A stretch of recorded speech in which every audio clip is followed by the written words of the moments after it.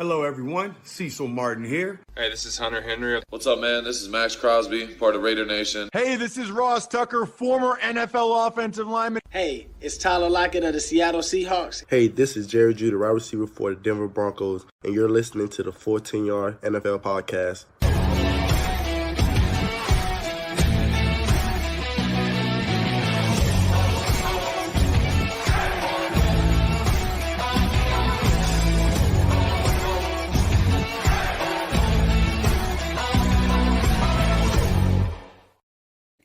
It's that time of the week again.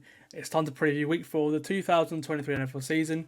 And I, once again, am your host, Sam Moores, and this is the Full 10 Yards NFL podcast.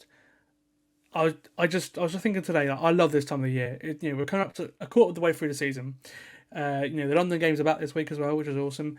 And I mean, after this week, we should really start to learn exactly what all these teams are. Joining me to break down each of the games you can see on UK TV this week and pick out what to look out for in the rest of the slate is a returning guest in Charlie Grace. He is a fellow Full 10 Yards contributor, and he also has worked with West Bromwich Albion Woodman as well. And it's always great to have him on the podcast. Again, I've said. Well, you've seen many times on the podcast this so far this season. We've had Charlie, and he's one of the regular guests, and he's great to have him back again. So yeah, welcome back, mate. It's good to have you back, and we've got a few good games this week. A bit of a dodgy rest of the slate, but all of the games have at least something going for them, I think.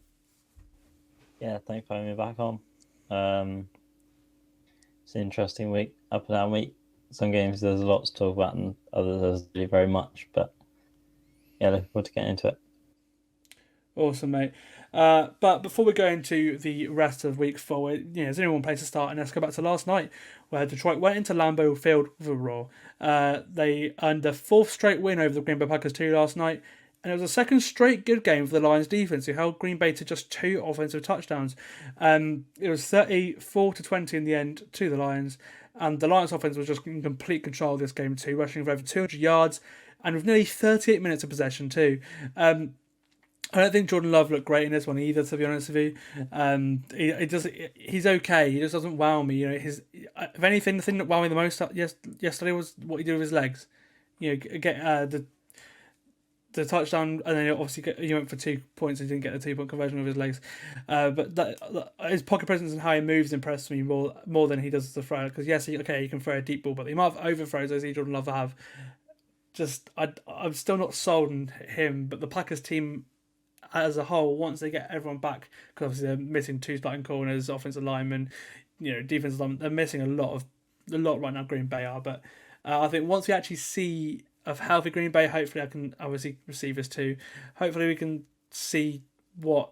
Which obviously we're still learning, but I was expecting a little bit more from someone who obviously, let's face it, this is year 4 of his NFL career now, and yeah, he's not played much, but he's been behind a Hall of Fame quarterback. He should have a good coaching staff. You would have thought he in practice he'd learn how to be more of an accurate passer in year 4. But when we see someone like Anthony Richardson come into the league and do it straight away under Shane Steichen, it's just I don't know. But we'll see how he goes. What are your thoughts on the Packers at the moment? Obviously they're banged up, and obviously the Lions now, their defense they spent money on last 2 weeks.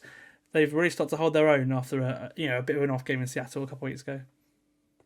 Yeah, my notes were the Lions looked legit after wins in Kansas City and Green Bay, and Jordan Love does not kind of quite a few errant throws in there. He took a couple of questionable sacks as well. There's obviously potential there. You can see that there's some nice plays in there, but you'd hope he's probably a bit further along the line than he is shown to be in the open court of couple of weeks. But he's not been horrendous. He's just not been at the level that perhaps some Green Bay fans would have hoped for at this stage in his career. And my other note was Ben Johnson schemed up a great game offensively. They always looked like they were gonna, even if it was like a third and medium, third and long, they always, you felt like they could pick up the yards. He seems to have won over on Joe Barry because it was similar in the Thursday night game, or was it Sunday night game at the back end of last year where they just ran all over them in Lambeau. And I just think that the Lions are far and away the best team in this division, and probably up there with the Cowboys for the third best team in the NFC. Yeah, sitting at 3-1 right now, they're looking really pretty for sure. Again, you mentioned Ben Johnson's play call, and there was a lot of they did to dial up. Not only players getting open, but also creative things in the run game. We saw that sort of flea flicker of Khalif Raymond, massive game. We saw Sam Laporta have another big day. He's now got the most ever receptions for a rookie tight end in his first 4 games, which I think is really good.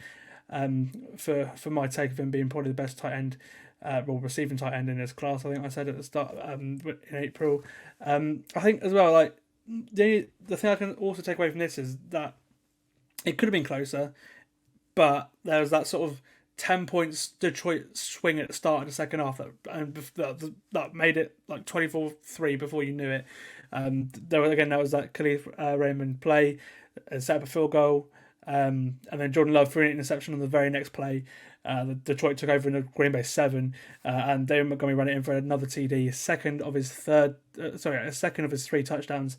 Again, he went over for 100 yards, and he carried the ball 32 times last night, which is mental when you think that Jahmyr Gibbs only had I think it was about, similar amount of carries this entire season, and he for me looks like the most explosive of the running backs. They're using him in the pass game and stuff as well, but yeah, that's the only other thing I can take out of this game is that Jahmyr Gibbs hasn't been used as much as we like, because he looks to be a real player when he does touch the ball, doesn't he? Yeah, my Twitter feed was going off about Jahmyr Gibbs fantasy owners and stuff. Obviously, the amount of touch he's getting last night, but if it's not broke, don't fix it. Do you know what I mean? Like 3 touchdowns from Montgomery, he's scored as many touchdowns this season as the Bears offense. So, I think he'll laugh all the way home. If those are the numbers he can keep putting up. And the Lions, went from having Jamal Williams and DeAndre Swift last year to Jahmyr Gibbs and David Montgomery this year, and it's been a pretty seamless transition, really. For sure. And again, the Packers sort of, there's a bit at the end of this game where you thought, maybe they could come and get back into it. They scored 8 minutes ago in the third after forcing a stop for Detroit. Jordan Love to a wide open Christian Watson. He then found Jalen Reed for a 2-point conversion to make it 27-11 and 2 scores. 27-3 at halftime, by the way. Then got a bit of momentum. They managed to get Jared Goff for a big sack. I don't know why he took it. I think he probably could have got the ball out in that scenario. But yeah, Goff took a big sack. Then the Lions then punted, and then Jordan Love hit Jaden Reed in a massive deep shot. Despite the clock looking to have hit 000s there at the end of the third, which is a bit controversial because that play probably should have been blown dead. But a big game that ended in a Jordan Love rushing touchdown, and then if they made the 2 points try that Love couldn't make with his legs, it would have been an 8-point game, but it kept it at 10 points. And then the Lions found the offense needed to hold on to the game on a long fourth quarter drive. That game was finished off with a Montgomery TD to make it 37-17. And Jordan Love's 34-17, and Jordan Love's interception at the very end to Jerry Jacobs. Jerry Jacobs' second of the game, essentially iced the game with the score ended 34-20. As I said, yeah, that again, the Packers got a bit close like they did in New Orleans last week, but I think for them as well, they're so banged up that you can sort of write this one off. But once they get, I think both the teams could be playoff teams once they get once the Green Bay get their players back, obviously without Jair Alexander, Eric Stokes, etc., Pat Tiari, etc. And Green Bay couldn't run the ball at all, again, which is something you could probably take away as well from this game. But yeah, both these teams are playoff teams. Looking forward to seeing what they look like throughout the season. But yeah, the NFC North, it looks running through Detroit, doesn't it? Which could be the first division title since 1993, which would be a lovely story, wouldn't it? Yeah, I haven't been able to say it very much, but yeah, it'd be exciting. I mean, it's a different team to kind of be good. You kind of growing up, we've had the same sort of NFC teams be good. You've always had the Packers have been there, the Saints have been there. The Vikings usually are there or thereabouts. the Rams are their pomp as well. And then the Lions Falcons. generally were one of those teams, a bit like the Browns in the AFC, where they generally you'd imagine them being a top 10 pick.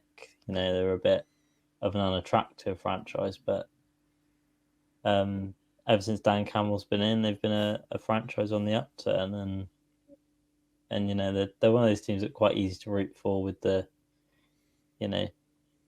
Jared Goff quarterback, Dan Campbell head coach, what they've been through prior to this year, so it's quite nice to have one of those different teams that are good now. Yeah, for sure. I'd love to see this team internationally, especially in Germany as well, because obviously with the German connection down Ross and Brown as well, I can see that happening in the future because now they've got the momentum behind them. Now they're really good. They look really good on paper. This team are really fun to watch, and hopefully they're a team that we can see overseas because the Lions haven't been overseas for a while. So that'll be really nice. Talking of the London game, actually, we'll go on to that now. The Falcons coming over to play the Jags at Wembley. It's the first of 3 London games this year. Obviously, there's the 2 in Frankfurt. In Frankfurt too.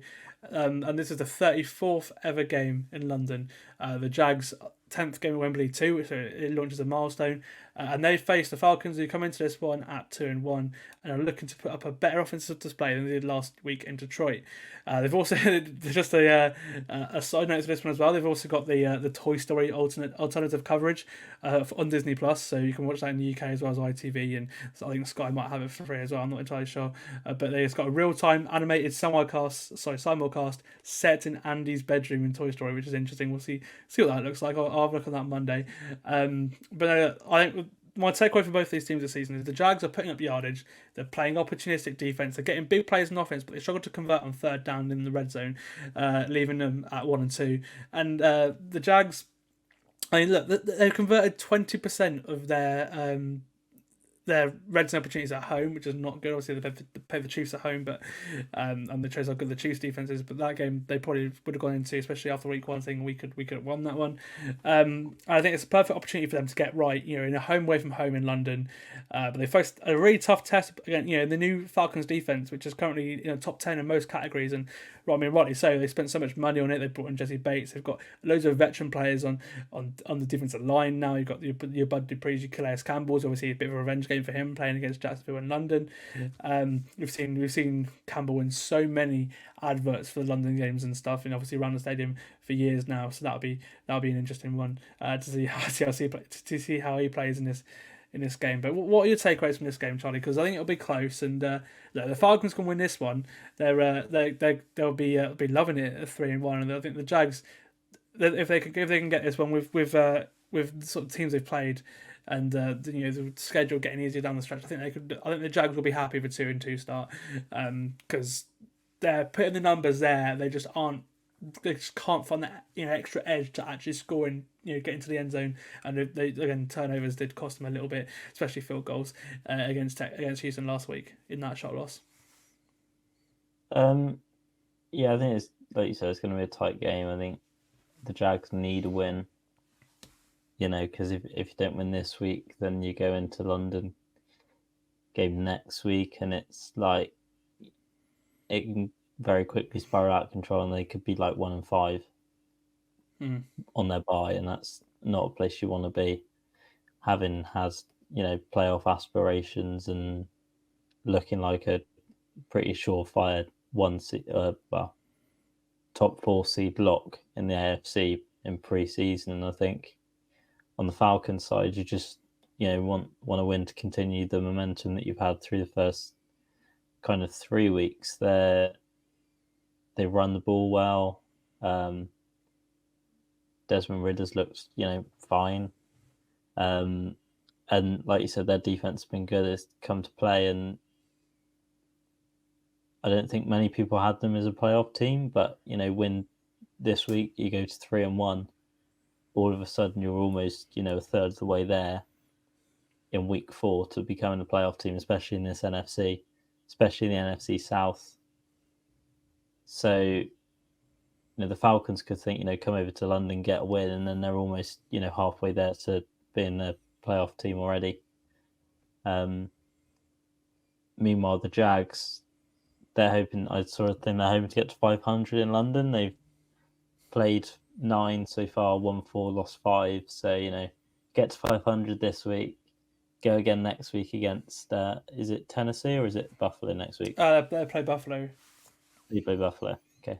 So then you play Buffalo next week and you go to 6 and 5, and then you're saying London's a bit of a can't remember what the phrase is now. Home away from home. Ground. That's the one. Oh, done that too. Yeah. The Jags. I think it'll be a tight game. I think it's one of those flip of a coin type things with the way that both teams have started the season. Like you said, you could see the Jags clicking and blowing the Falcons out in this one, or you could see the Falcons do what they did in the first 2 weeks, run the ball well, play good defense, and if they can keep up the Jags' red zone woes, then they back themselves to win this game. Yeah, for sure. I think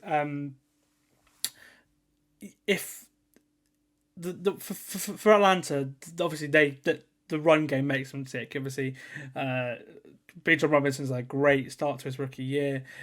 Tyler Algier has been looking good as well as he did last year as well. They obviously run them in Chicago, ran the ball the most in the league last year. Again, they're in the top 5 again this year, and last year they had to go back to the passing game a bit more because Detroit stopped the run. Detroit have one of the best run defenses in the league so far this season. Detroit stopped the run, and again they showed that if you can take away Atlanta's run game, it falls in Desmond Ridder. And last week in Detroit, they couldn't score. So I think the Jags will be looking to do that again. The Jags, it's a favorable matchup for them as well because they're only allowing 3.4 yards per rush. They're in the top 10 for Russian defense as well. I think so. I think for them, it's a favorable matchup, and it might be a good game because their defense is playing well. As I said, hopefully the offense can start to produce. We'll see some more deep bombs from Lawrence to Ridley. Ridley obviously playing against the Falcons as well as former team, so that'd be an interesting story to watch it on Sunday too. And it's nice also this game just for pick. It's nice to get another window of football in. It's nice to have a half 2 game, a 6 game, a half 9 game, a 1 a.m. game here in the UK. That's I think is it like 14 hours straight of football in the UK, which that's over half a day. Like and don't worry, we'll have it all for you on the recap pod on Monday too. Don't you worry. But it's going to be a long day for me, but we'll in a couple of days we'll make it work. Don't you worry. For this one, I'm going to go for the Jags. I'm gonna go for the over as well, 2.5 points. I think again, I think Trevor Lawrence is playing too well for them to lose another game. I think, especially if it goes to a shootout, which I don't think it will be. I trust Lawrence way more than I do Desmond Ridder. Again, the Jags run game they need to, if they can, they need to try and control the clock because that's what Atlanta are going to try to do too. So I think ETA will get going in this game as well. But if the Jags get in front early, if they score a touchdown early, I would put a lot of money on them to win this game. So I'm going to go for the Jags with the over.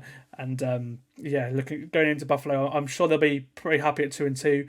And then even if they are 2-3 after a 2-week London trip, their offensive line will be, they'll get Cam Robinson back soon, have Anton Harrison back as well, potentially even this week, and they've got easier games coming up in the schedule. So I think as long as the Giants can sort of get right over these next 2 London games, then I think there'll be a team to watch in the latter of the season and maybe even in the divisional round, because I think they are that talented, and also they've got a really easy schedule.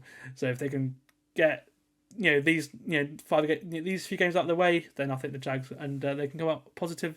I think the Jags have a good run towards the end of the season as they did last year. Yeah, I took Jags on the over as well. I think not because I'm confident that they're gonna blow Atlanta out or anything. I just think it'd be kind of a they'll win by a field goal or they'll win by a touchdown, kind of 4-point margin type thing. Then I think, like you said, even if they sit 2-3, I'd assume they'd go into a bye after the Bills game, having to come back from London. So, there's worse places to be than sitting at 2-3 in the bye. Already got the Bills and the Chiefs out of the way on your schedule. They have dropped one to a division opponent in Houston, but there's always another game against Houston where you can get right in that sense. So, yeah, I think they'll be fine in the long term. For sure. On to Sunday now. Well, late, the main set on Sunday. We'll go with the game that's on Sky this week. It's the Dolphins heading into Buffalo. The Bills are 2.5-point favourites, and this is by far the biggest game of the week. You've got two of the league's best teams through 3 weeks. Division rivals, of course, and it's a rematch of last year's wildcard round 2. All 3 games last year were within a few points. Mine winning the first and Buffalo winning the final 2. The last one was Skylar Thompson in the playoffs after to his last concussion. And it's the number 2 defense against the number 1 offense. If anyone's going to slow down this Miami Dolphins offense, which is playing so well right now, Tua's playing at an MVP level. He's the biggest favourite for an award. That's for the award. If anyone's going to stop this offense, or at least show us how to play it, it's going to be this Buffalo defense, because they played them 2 times last year. Miami pretty much played some of their best football against Buffalo last year, so they saw that true. And obviously, new offense, McDaniel's adjusted. It's going to be one hell of a game because, like I said, this number 1 offense, number 2 defense. Yeah, I just want to see what both teams are after this game. Yeah, it should be a great game. I think probably a game of the season so far this season, other than, Chiefs Lions opening night was quite a big game. But this is by far the biggest game of the year so far. I think I've got, some numbers down that we'll probably go through a little bit later, but the Bills' defense is, like you said, top 5 in the league. Dolphins' best offense in the league, so that's quite a clash. But on the other side of the ball, the Bills have also got a great offense. So, and we haven't really seen Miami's defense be tested too much yet. So there's storylines there. Obviously, it's fortunate for Miami that they're going into Buffalo in. It'll be October by then, but early in the season instead of having a snow game, so that's quite a fortunate thing for Miami. I think that takes some of the home field advantage kind of conversation away from the game. But Josh Allen these last 2 weeks has really stepped up his game. He's looked a lot more like the kind of top 5 quarterback Josh Allen we know. The errant throws are there. They're always going to be there with Josh Allen because he backs himself so much to put the ball in like a tight window. Sometimes he does get carried away, but it's all part of the Josh Allen experience. It's why we love to watch him play. I just think it's going to be a great game. Going to be fireworks. I'm going to be watching a slogfest in Chicago instead, but I hope everyone else enjoys it. Yeah, for sure. And when you mentioned the fact it's in Buffalo this early in the season, it's a weird one because the league normally would put this game early in the season, Miami-Buffalo, in Miami, as it was last year. It was week 3 last year, and it was sweltering heat last year as well. The Bills were struggling on the sideline. And the game at the end of the year, play each other on week 18 this year, would be in Buffalo in the snow, giving both teams home field advantage because they're 2 very different climates in Buffalo and Miami. So that was a really weird choice in the league. But if you're the Dolphins, you're loving it because your 2 scheduled winter trips in Miami in New England and Buffalo are already out of the way by week 4. So if you're the Dolphins, I think you're really not complaining at all. I mentioned Tua, who's leading the league in pretty much every single category right now. As a quarterback wise, obviously the game in Denver last week where the Dolphins scored 70 on the Broncos. Sorry to remind you, Charlie. Is a big reason for that, as well as the game against the Chargers. But the Dolphins' offense, especially the passing game, was flowing. The run game got better last week too. Which, got better is a bit of an understatement. The run game flourished last week, and I think they just have like a 2016 Falcons feel to them. This Dolphins team do. We saw that year Matt Ryan win MVP. His year wasn't anything that Mahomes or Aaron Rodgers had dropped recently, but it was still good enough to win MVP. And again, I think we see that sort of thing with Tua, in his system as well. Same scheme, obviously. McDaniel was in the building at Atlanta then in 2016 too. just that was the real this is Kyle Shanahan's offense. This is how this, and it took the league a while to figure that out. Obviously, Kyle made some questionable calls in the Super Bowl with that lead, and if the Dolphins get there, then you like to think that McDaniel won't make those mistakes, but it just has that feel to them, and the run game which they established last week. If they can get that going in this game, it would be crucial, because last year the Dolphins lost the game in Buffalo in the snow because they stopped running the football. Raheem Mostert was going off on the Bills last year on the Saturday night game in the snow, McDaniel, on key downs he abandoned the run. 3rd and short he passed the ball. I think the might even be 4th and short. The Dolphins turned the ball over in that game. Then Josh Allen came down and did his thing, and to give the Bills a comeback win in the 4th quarter. I think McDaniel learned that game, because the Dolphins probably should have won that game, should have swept the Bills last season, and we saw last week with Mostert and Devin Achane who's come in and as a 3rd round pick, and is basically there once Mostert gets there, because he's 31 now. Mostert, he's not going to be there forever. Once he'll be the new feature back, I think, for the Dolphins for the next couple of years, I believe. Once they can, if they can do what they did last week, or a third of what they did last week with 300 yards on the ground and 5 rushing touchdowns, then that's the key to beat Buffalo, because we saw it last year. They almost did it last year, didn't they? Yeah, and I think it's definitely a different Miami team, but I also see a little bit of a different Buffalo team as well. I don't think Buffalo's defense last year was as good as it is this year, which is a bit strange, because you think they lost Tremaine Edmonds, who's quite a defensive piece last year, but they seem to have replaced him fairly well. And their defense is playing so well the first 3 weeks of the season. I think they've only allowed 35 points all year. They've forced 9 turnovers. 4 of them were last week, admittedly, but still, forced 9 turnovers.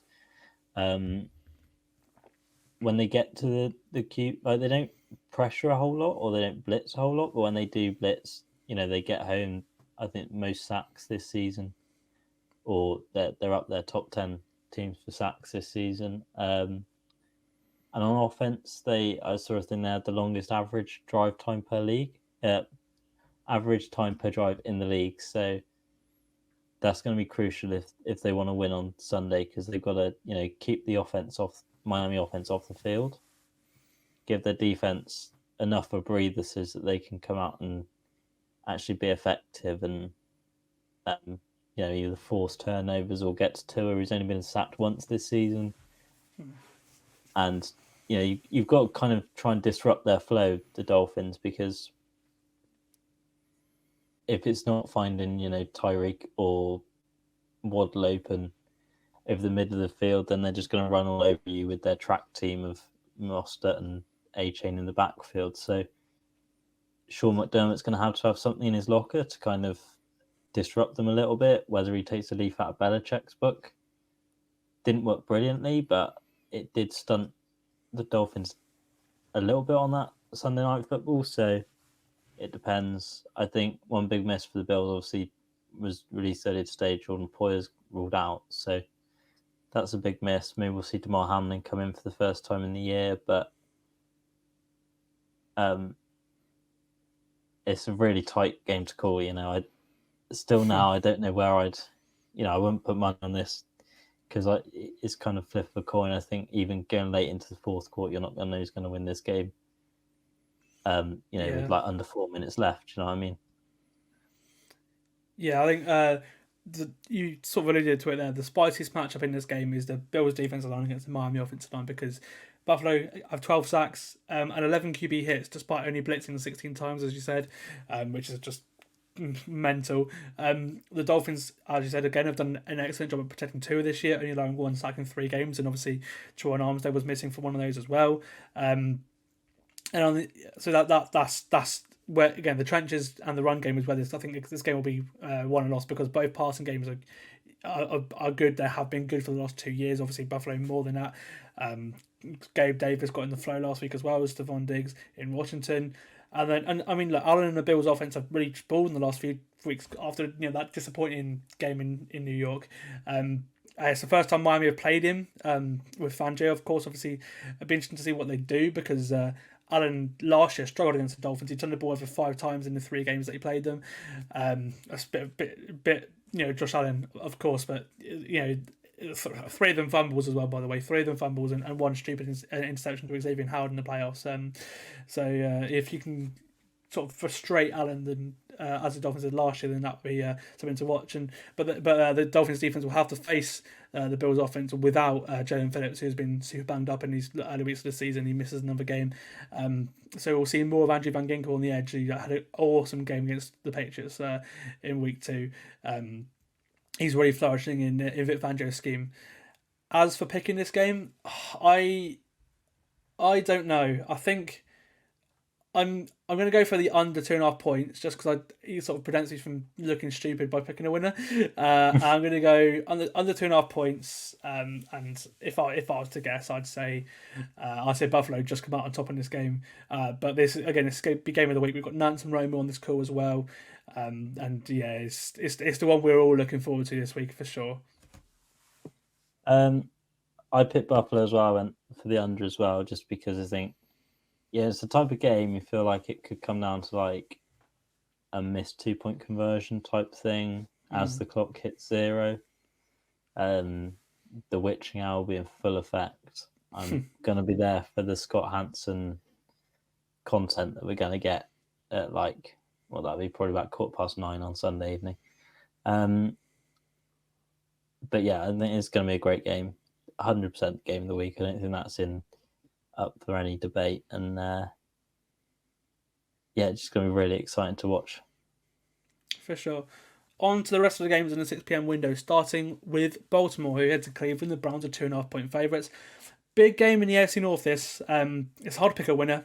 This really is. The Browns are 2-0 in division. If they can win this one, they go to 3-0 in division, and they've got an excellent chance of reaching the playoffs. But not only reaching the playoffs for the first time in a couple of years, they won that game in Pittsburgh a couple of years ago, but also winning their first division title since 1989 when it was the AFC Central. One thing to watch in this game is that Deshaun Watson is limited in practice. If it can't go, then Dominic Thomas Robinson would start in the place of him. He had extended look in the preseason. We saw him in Hard Knocks too. And then if you're going over to the Ravens, they are so injured. But it's looking good on the injury front because they were only without Rashad Bateman and Odell Beckham. So if receiver-wise, Zay Flowers, if they can shut down, the Browns can shut down Zay Flowers, then that might be the key to victory here. But it sounds positive for the likes of Marcus Williams, Ronnie Stanley, Tyler Linderbaum, and Marlon Humphrey, which is really good for the Ravens, because the injuries sort of started to catch up with them last week, and hopefully they get some of them back to make this one a really good game, because I think it's going to be a close, old-school AFC North game. I think the Browns' defense just wins it for them, but I'm not confident on that, so I'm going to go for the under on this one. But no, yeah, this game is another one that I'm really looking forward to watching, and the Browns' defense is so good, and I ultimately think they've only had 400 or so yards this season, which is almost I think the next lowest total was 700 yards. I think the Browns' defense continues what they're doing the rest of this. They've done the rest of this year so far, and I think the Browns' defense wins this game from at home to the Ravens. What about you, Charlie? Yeah, I got the same thing. I just think Browns' defense statistically been the best in the league this year. I think it was one of the more underrated talking points coming into the year. One of the reasons why I had the Browns my sneaky pick to kind of sneak in the back door for the playoffs in the AFC. They've got their corners back now. There were a couple of injury doubts last week heading into their game against Tennessee, but they've got them back now. It's essentially all hands on deck covering Mark Andrews and Zay Flowers. And I don't think they should have any problems here. Myles Garrett's been playing out of his skin first 3 weeks. I was surprised to see the Browns only have 2 takeaways on the year. I hadn't, I thought they had more than that, but they've played really well in every area on defense anyway. The Ravens have got healthier, but they're still missing pieces.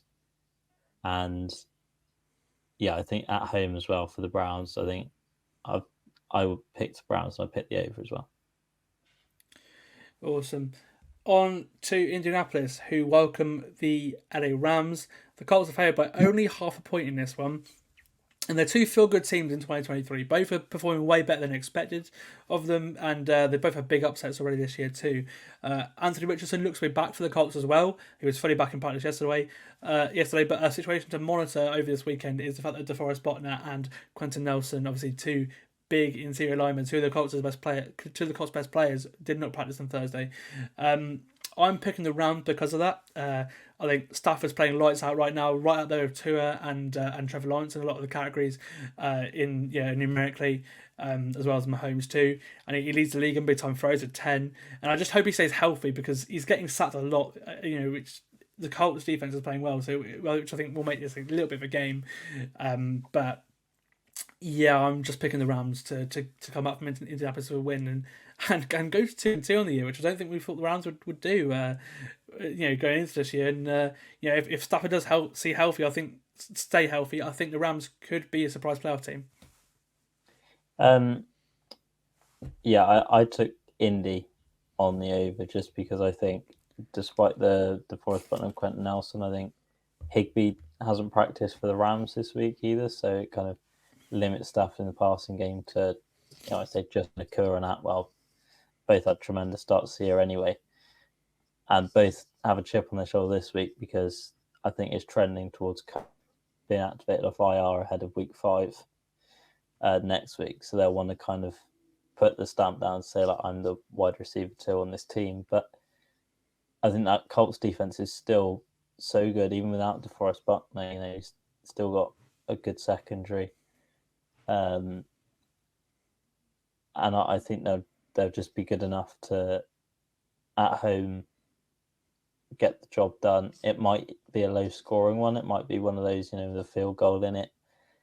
But it's Anthony Richardson back as well. I think. I just think the Colts are just a slightly better team at the moment.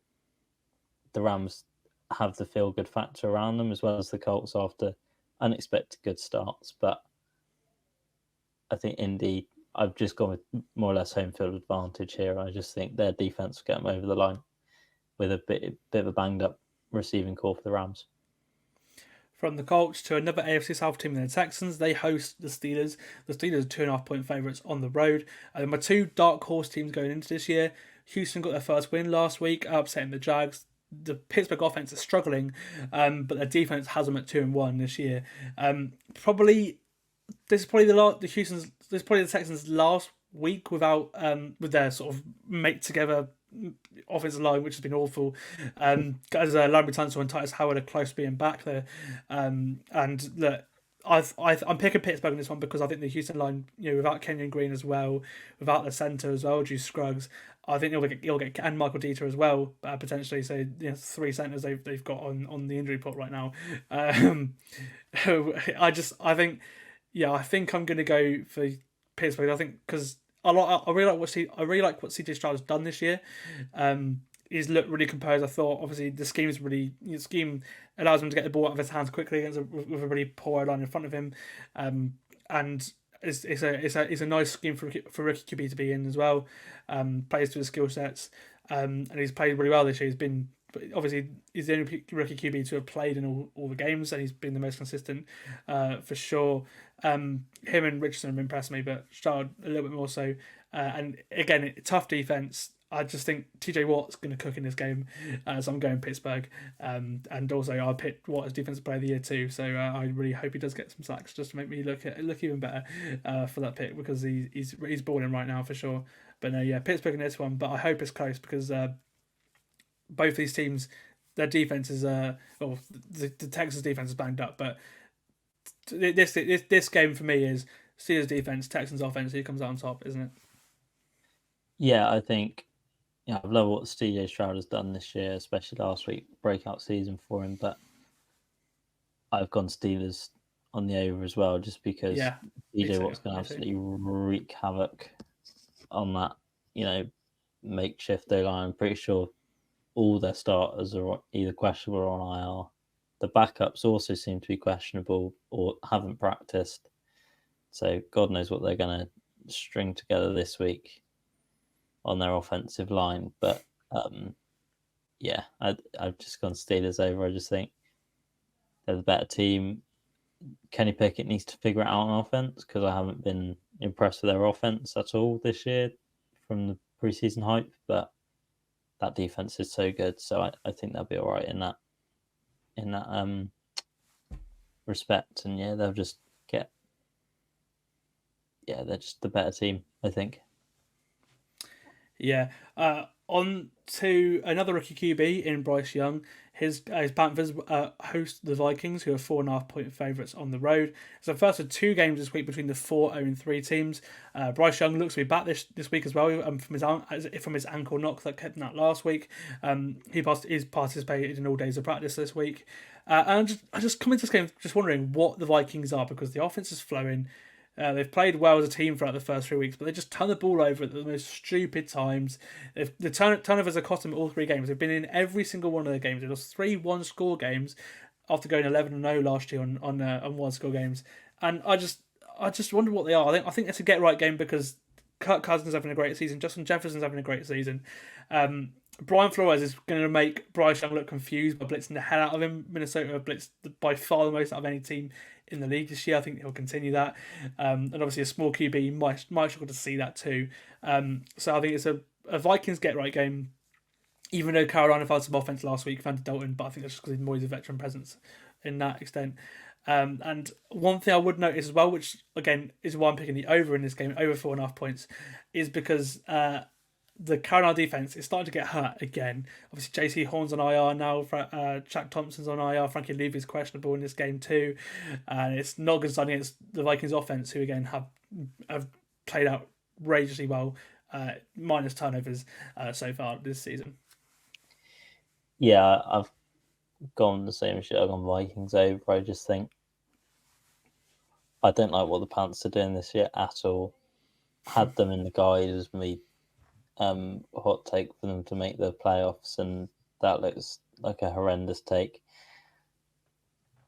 Bryce Young hasn't been that impressive. I think, he just looks uncomfortable. I don't know.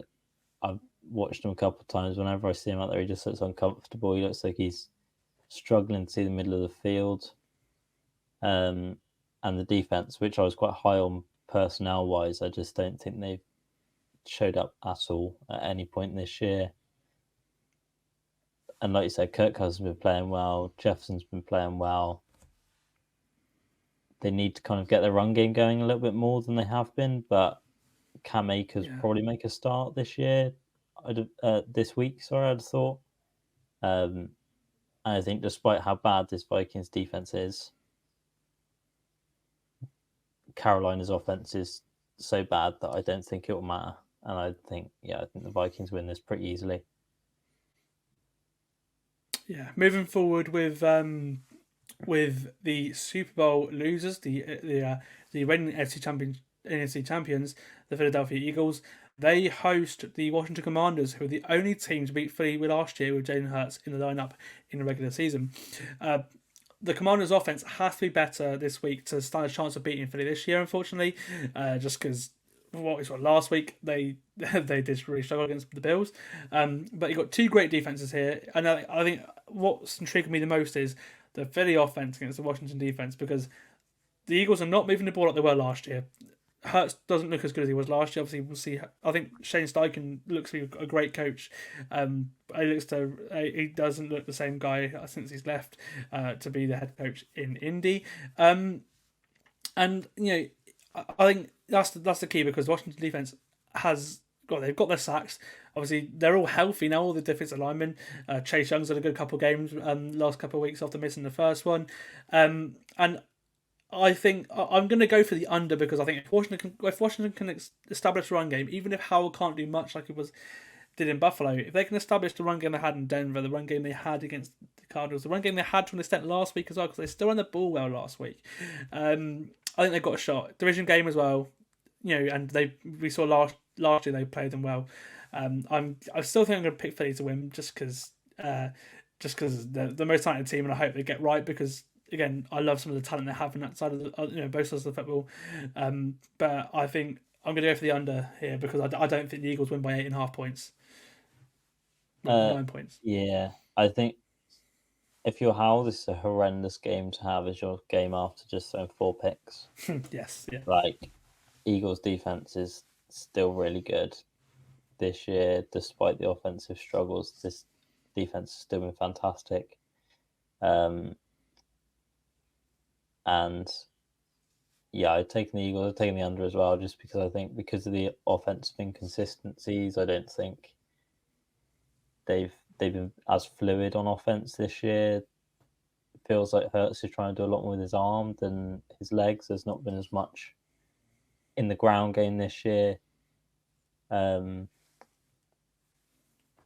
yeah, I think if they could get the ground game going a bit more, get that kind of the RPO kind of offense going with Hurts, where he can pull the ball and run if he has to, then we'll see a lot more fluency at this Eagles offense. But they're just a so much better team than Washington. They're at home. I think they're pretty easy pick to take for a win, but I don't see the margin being as big as 9 points to win.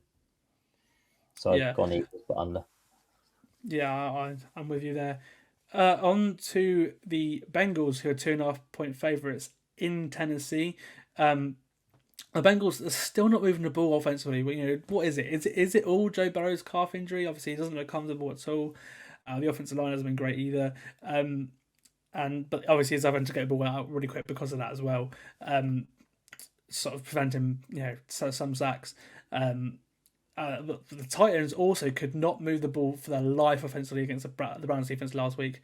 And they're going up against a really good defense again in the Bengals, who have kept all games really low scoring. It's the 30th versus the 31st offense this year. So this one, I think it's probably going to be low scoring, but I think the Bengals are probably just too talented to lose this game, I think.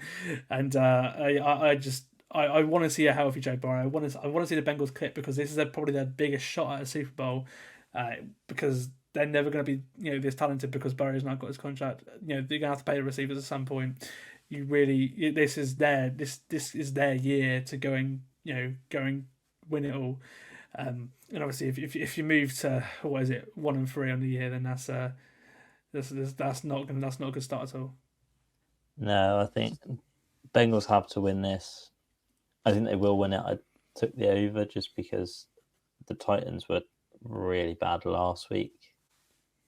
Don't see them making any kind of drastic changes this week. Again, they are at home, but like you said, the Bengals defense has still played really good. Burrow is good enough to probably put up enough points, even if Tennessee managed to score a couple of touchdowns. I think Burrow is still good enough to probably put up 17, 20 points. So yeah, I've taken the Bengals. I've gone with the over. Yeah, I'm actually there as well. On to an all NFC South game between the Bucs and the Saints. The Saints welcome the Bucs to the Superdome, and the Saints are 3.5-point favourites. It's the first game without Derek Carr, but it doesn't sound like it's going to be too serious. So it's just a week-to-week injury in his shoulder, which is good. They've got Alvin Kamara back from suspension as well this week. He's healthy, and sounds like he's been really good in practice too this week. So I'm excited to see him back on the field. The Bucs, obviously, surprise story, sitting at 2-1. But the defense is starting to get banged up. Jamel Dean, Vita Vea, Devin White, all questionable. So I'm going to go for New Orleans. The over, I think it's just going to be like a 4-point game, 4-5-point game, something like that. But I am hoping that Baker's good play improves, because I really like Baker Mayfield. And once you get him, once he's not really facing much pressures, he hasn't really been behind his Bucs offensive line, which I'm surprised about, because they are missing a few players. He plays well. We saw it. He led the Browns to a playoff win. Yeah, I really do. I think this will be a game. Either way. I think both teams will be good, especially with the Bucs. With the Saints missing Derek Carr, but I think this will be a really low scoring game, and the Saints defense wins it from, because the Saints defense has played so well this year.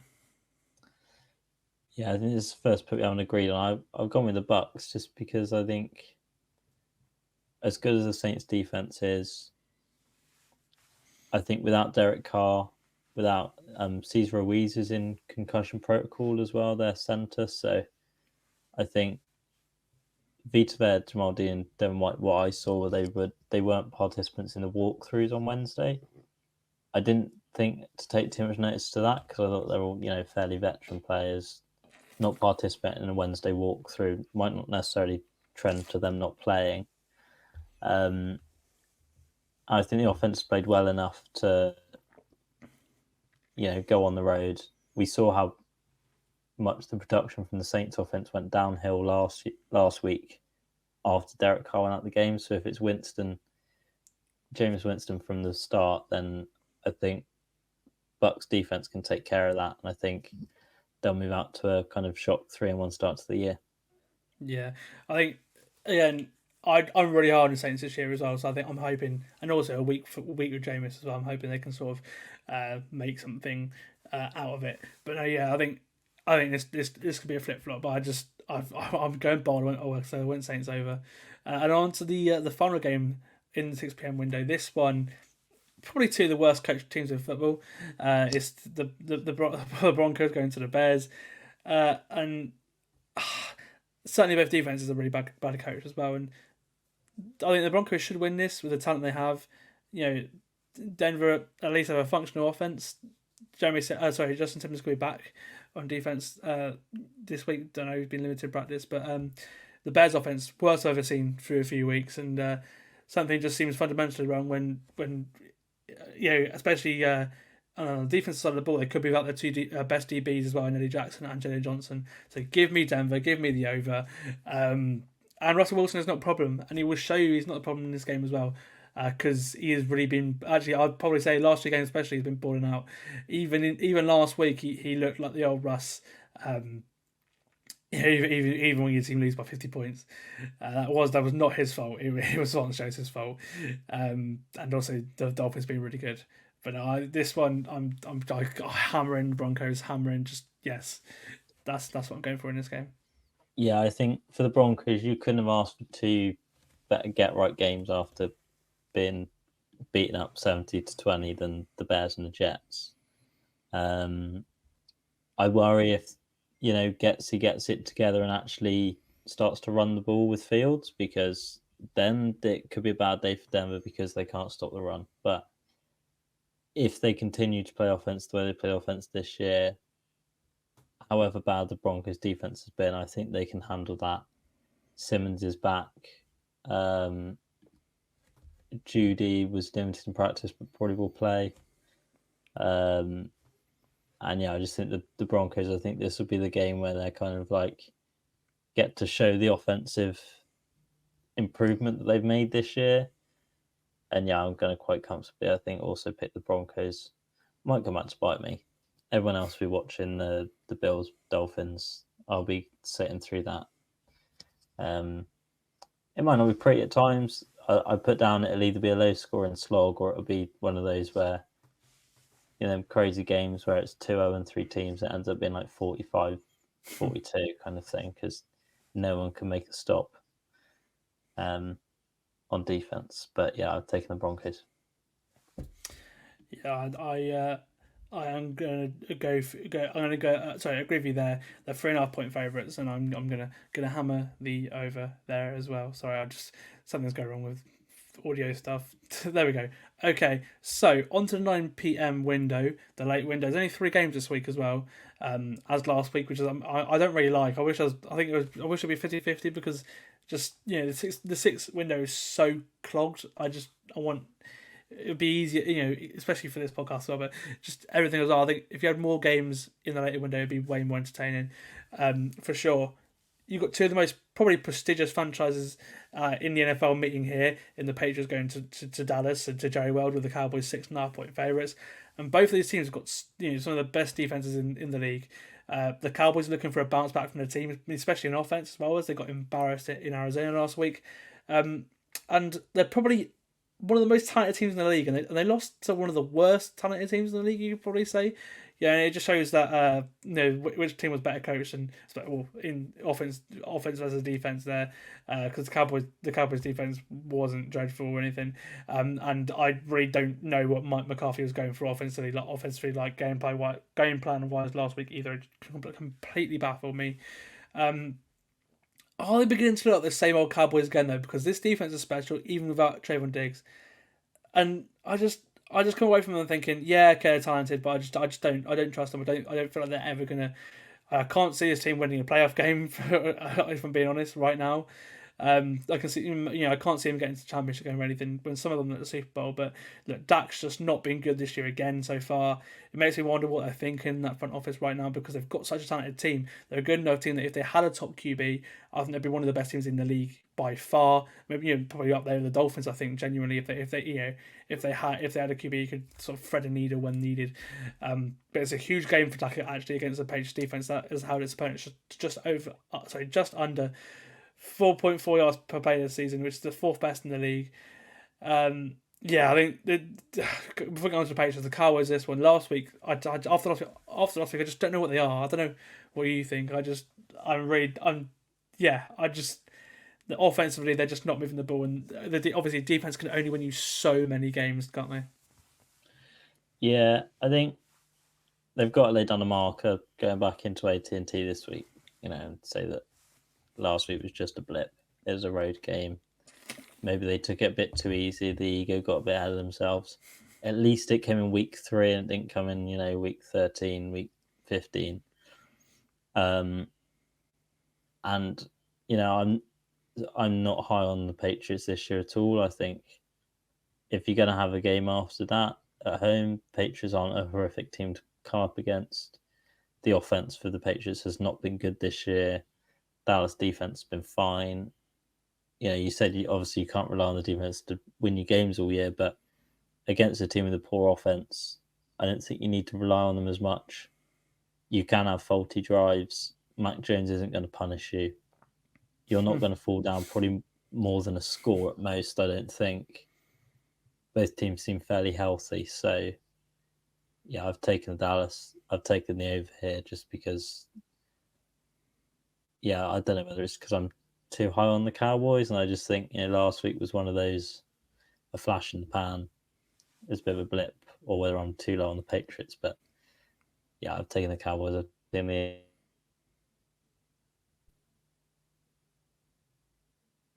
I kind of disagree with you. I think going into the year, right, the Patriots had probably the hardest start to the year I've ever seen going into the season because they had the Eagles, the Dolphins, the Jets, and the Cowboys. That going into the year, right, you see those 4 games. Those are 4 of the probably top 5, 6, 7 most talented rosters in the entire league, and they played all 4 of them back to back to back to back. And this was his last game of those stretch. If you're Belichick, if you're in New England, if you can come away with 2 wins out of those 4 games, I'm sure you're very happy because they've been in all 3 so far. They could have stolen the first 2 too. I think they were close games. If they just had a bit more offensive talent, though, I think they could have won this game because both those games in Philly against Philly and against Miami. Because I just look at them. I just like the defense is really good. It's playing well. They're missing. They're really banged up a corner. They got I think they got 5th or 6th corners starting. This week. So that's something to if you're CeeDee Lamb, you're probably looking at thinking, okay, if you're Brandon Cooks, you're like, okay, then. But I was going to say as well. I think the Patriots and if they can get a receiver who can get separation across the middle, I think they'd be a really good. I think they'd be a really good team because you're just asking Matt Jones to throw outside, and it's just the same again and again. Oh, deep ball to Devontae Parker who can't separate for his life, or I think Kendrick Bourne again is the best receiver on this team, other than potentially Hunter Henry and Gesicki, but even Gesicki barely gets used because he can't block, and Hunter Henry again he's had a great year to be fair, but I think Kendrick Bourne he's not great, but he can get open. He's a good deep threat. But and they can't really run the ball with Zeke or Ramondre either this year. But if they had offense, I'd be more confident in New England. But the defense, I think for me, again, I think Belichick. It's one of those games. All Patriots games are. I'm confident that Belichick will have a really good game plan. He's had really good game plans. He's smashed it the last 3 weeks going up against Hurts, Tua, and Zach Wilson, who he really confused the hell out of last week. I think I'll do the same to Dak. So I think the Cowboys going to win. I'm going to pick the Cowboys to win, but I'm going to go for the under here because I just got a feeling that Belichick's got something sneaky up his sleeve, especially against a QB who's not looked great this season. And I think the Patriots defense normally feast in those situations, so that's what I'm going for. Yeah, I like Christian Gonzalez at cornerback. Oh, he's played so well. Yeah, won Defensive Rookie of the Month, I think, or Defensive Rookie of the Week. I can't remember which one it was. He won an award in the week anyway. The only thing I would say on them, possibly being 2-2 out this stretch, they could also be 1-3, and the only team they've beaten is the Zach Wilson Jets, which are arguably the only team worse than them in the division. So it's a tenuous kind of, I don't know. I'm not as high on the Patriots, I don't think, as most other people. But whether that's just because they don't have a big flashy offense, and I'm, more into that kind of thing, maybe. But who knows? Oh, it's a slog to watch. But they've got there, I think. Again, I'm still picking Dallas to win, but they've got there the last couple of weeks, and I feel like they're just going to get enough points to keep it close, I think, in this game for sure. On to the last two games of the late window. We've got the Chargers hosting the Raiders in an AFC West matchup. The Chargers are 5.5-point favourites. Dallas was 6.5-point favourites in the last game, by the way. It's probably their last game without Austin Eckler too. I think he's unlikely to go. He's out this week, but it was close. It was a close one. But you all your defensive stars, Derwin James, Joey Bosa, banged up the questionable for this game. Kenneth Murray's questionable. But the Raiders, I'm still even if the Chargers are out, I'm still picking the Chargers because the Raiders are starting to be the mess we thought they'd be. The first game was probably a bit of an illusion. Jimmy's been more aggressive this year in this offense. It's kind of worked, but he's also shown his flaws. He leads the league in picks. He's high, he's up there in turnover worthy plays too, and most of those players are coming in key moments. Their defense still isn't great either. The Raiders, Jimmy is also he's in concussion protocol, so he might not even play. That's something to watch too. I think I've not what's that game? It'll be Aiden O'Connell who starts the Derek Carr regen, but I think Jimmy. It sounds like he might go. But yeah, I think the Chargers, they've got their win last week, which is really important for them. And I just think to go for the Raiders, to be honest with you. If they lose this game, then I'm seriously worried about them. If I'm being honest, I'm going for the over 5.5. Yeah, this is the injury bowl, I think. Mm-hmm. Max Crosby didn't practice. Garoppolo in concussion protocol. You got all the Chargers injuries like you listed. Obviously Mike Williams also went on to IR last week, so they're a receiver down. Basically, any notable starter on their defense is injured or on IR.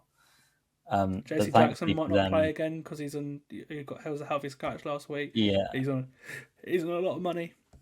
Thankfully for them, they're coming up against the Raiders offense that doesn't really have a lot of personnel either. But if it ends up being like what Asante Samuel Jr., would he be wide receiver corner one, or would it be Michael Davis corner one, having to cover Devontae Adams all game, and then the other on maybe Myers? You could be in for a bit of a long afternoon.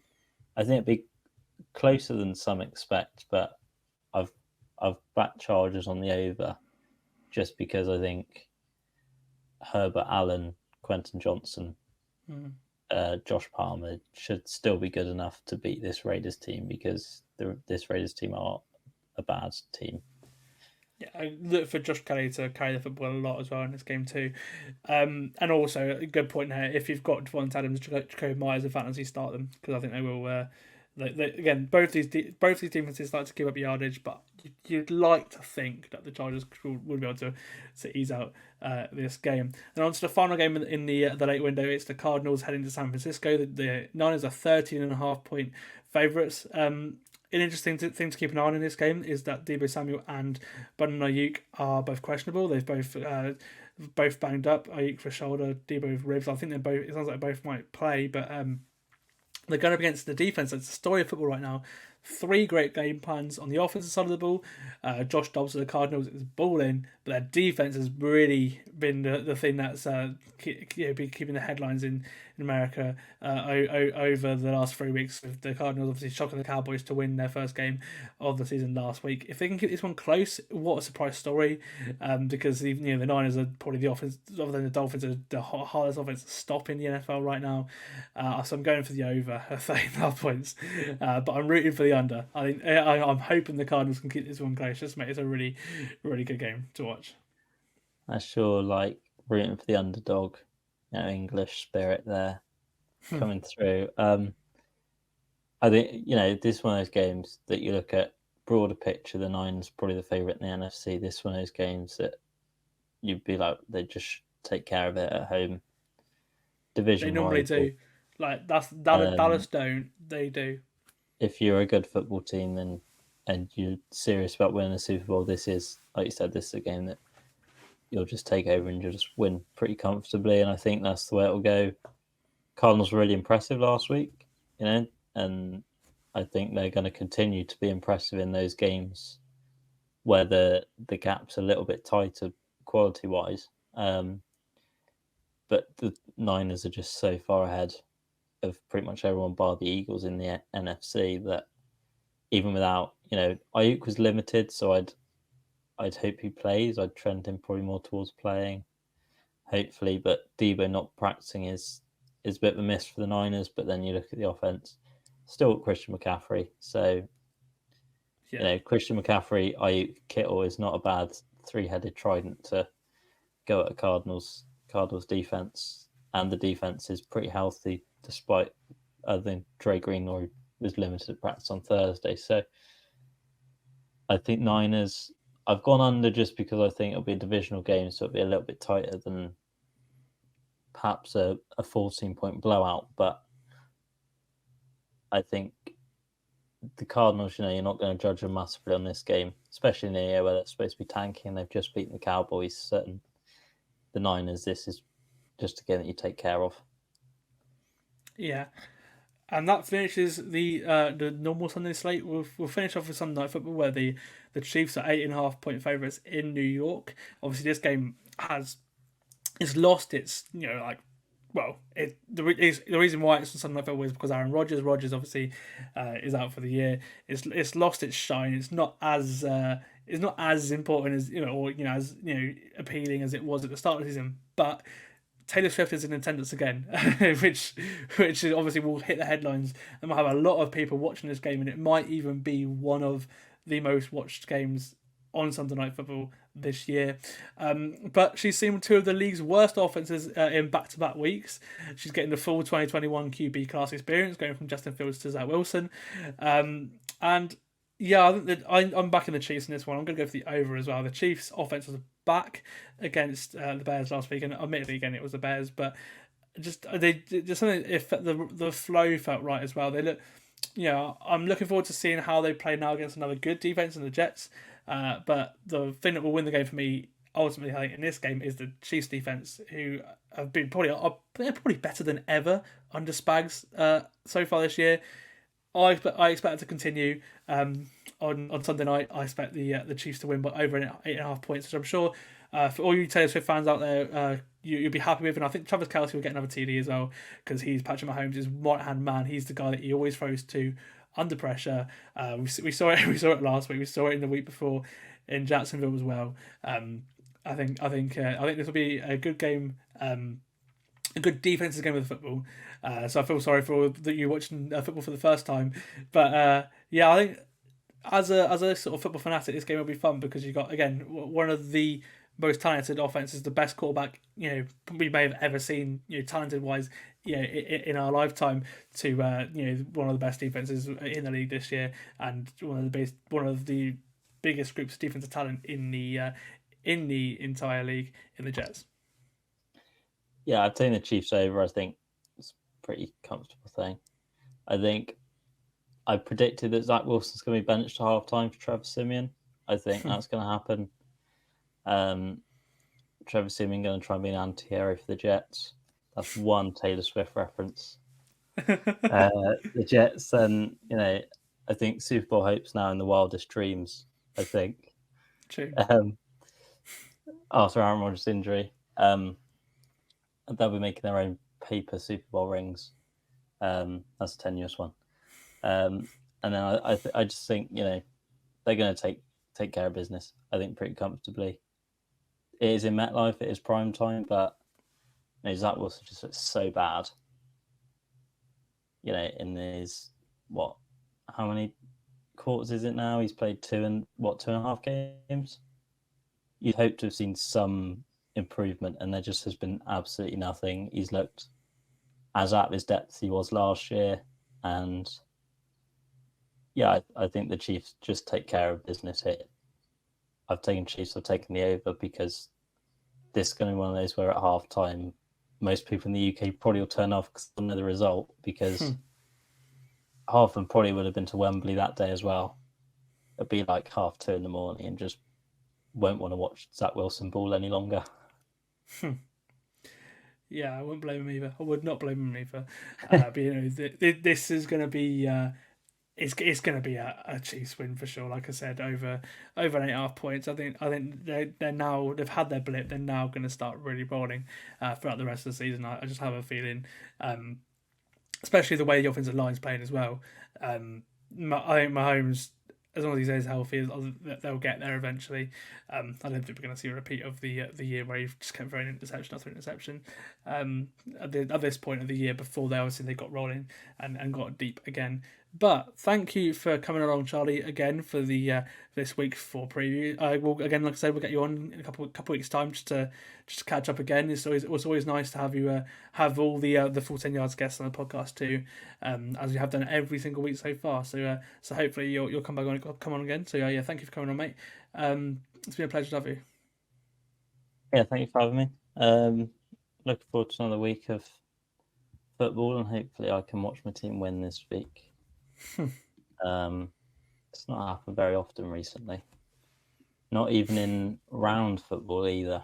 So, Well, I hope for some joy in sport this week, because the opening 3 weeks of the NFL season, along with football season, have been absolutely horrific. Yeah, it's not the best time to be Charlie right now. He's a Cheltenham Town fan who's not scored a goal this season, and he's got one of the worst defenses in football right now in the Broncos to watch too. So hopefully for him, they can end this period of misery, and they can beat the Chicago Bears to at least get a win in some aspect this season for sure. But that is it. That is it for the Full 10 Yards NFL podcast. We'll see you on Monday for our week 4 recap. God, it's good. Season's going thick and fast now. It's here.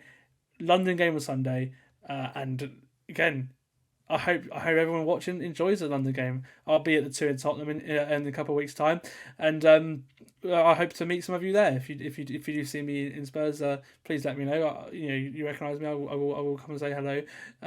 But I hope you all enjoy Wembley on Sunday. It's going to be a good one. We had to get that game right at the top of the podcast, because it is we are a UK based podcast, and the NFL London games are back. We'll see you next time.